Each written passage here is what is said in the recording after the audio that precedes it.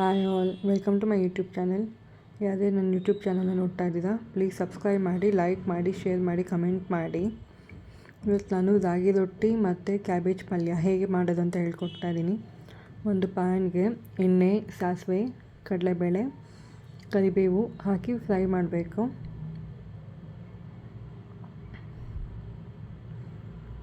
ಅದು ಫ್ರೈ ಆಗಿದ್ಮೇಲೆ ಈರುಳ್ಳಿ, ನಾನಿಲ್ಲಿ 2 ಈರುಳ್ಳಿ ತೊಗೊಂಡಿದ್ದೀನಿ ಚಿಕ್ಕದು, ಮತ್ತು ಸ್ವಲ್ಪ ಅರಿಶಿನ ಹಾಕಿ ಫ್ರೈ ಮಾಡಿ.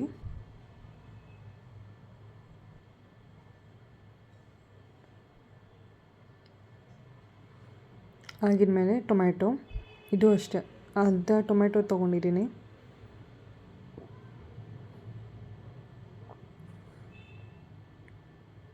ಹೂಕೋಸು, ಎಲೆಕೋಸು, ಕ್ಯಾಬೇಜ್ನ ಹಾಕಿ ಫ್ರೈ ಮಾಡ್ತಿದ್ದೀನಿ. ಸ್ವಲ್ಪ ಬೀನ್ಸ್ ಇತ್ತು, ಒಂದೇ ಒಂದು ಬೀನ್ಸ್ನ ಹಾಕಿ ಸ್ವಲ್ಪ ಸಾಲ್ಟ್ ಹಾಕಿಬಿಟ್ಟು ಮುಚ್ಚಿ ಒಂದು 5 ನಿಮಿಷ ಬೇಯಿಸಿ.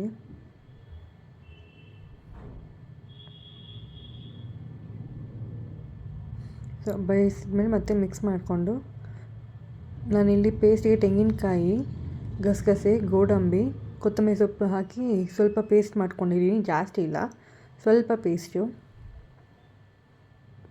ಅದನ್ನು ಫ್ರೈ ಮಾಡ್ಕೊಳ್ಬೇಕು. ಆಮೇಲೆ ಸ್ವಲ್ಪ ನೀರು ಹಾಕಿ, ನಾನು ಅದೇ ಇದಕ್ಕೆ ನೀರು ಹಾಕಿಬಿಟ್ಟು ಮಿಕ್ಸ್ ಮಾಡಿ ಹಾಕ್ತಿದ್ದೀನಿ, ಅದರಲ್ಲಿ ವೇಸ್ಟ್ ಆಗಬಾರ್ದು ಅಂತ. ಪ್ಲಸ್ ಚೆನ್ನಾಗಿರುತ್ತೆ ಟೇಸ್ಟು. ಮತ್ತು ಖಾರದ ಚಿಲ್ಲಿ ಪುಡಿ, ಧನಿಯಾ ಪುಡಿ ಮತ್ತು ಗರಂ ಮಸಾಲ ಪುಡಿನ ಹಾಕಿ ಮಿಕ್ಸ್ ಮಾಡ್ಕೊಳ್ತಿದ್ದೀನಿ. ನಿಮ್ಮ ಮನೆಗೆ ಎಷ್ಟು ಬೇಕು, ನೀವು ತಿನ್ನೋದ್ರ ಮೇಲೆ ಉಪ್ಪು ಖಾರ ಡಿಪೆಂಡ್ ಆಗುತ್ತೆ. ಸೊ ನಮ್ಮಲ್ಲಿ ಸ್ವಲ್ಪ ಖಾರ ಜಾಸ್ತಿ ತಿಂತಾರೆ, ಸೊ ನಾವು ಜಾಸ್ತಿ ಯೂಸ್ ಮಾಡ್ತಿದ್ದೀವಿ.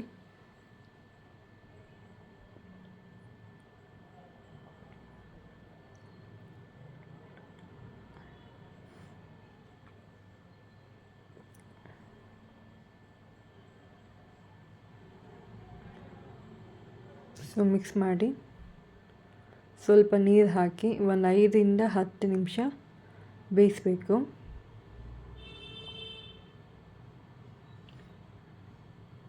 ಸೊ ಇವಾಗ ಬೆಂದಿದೆ.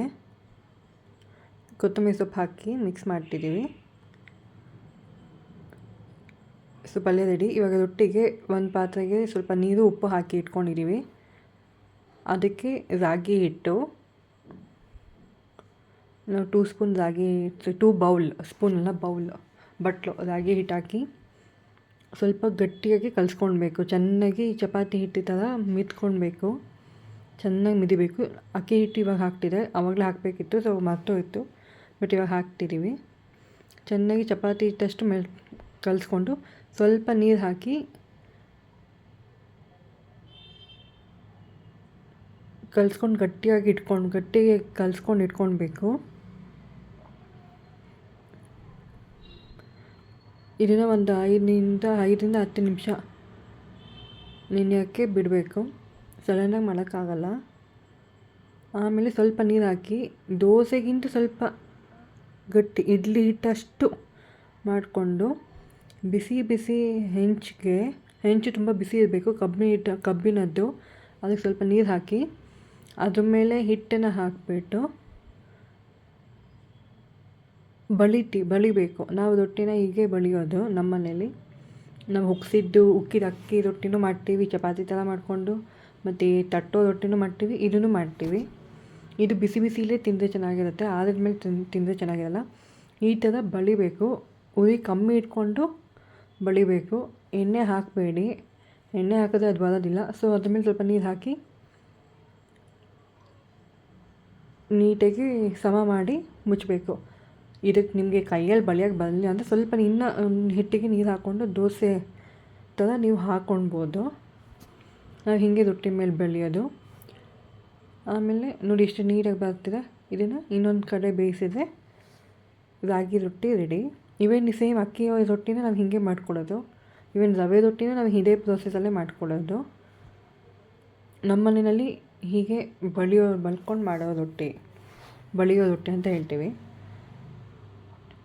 ಸೊ ಈಗ ರಾಗಿ ರೊಟ್ಟಿ ಮತ್ತು ಕ್ಯಾಬೇಜ್ ಪಲ್ಯ ರೆಡಿ ಇದೆ. ಚೆನ್ನಾಗಿರುತ್ತೆ. ನೀವು ತುಪ್ಪ ಹಾಕ್ಕೊಂಡಾದ್ರೂ ತಿನ್ಬೋದು.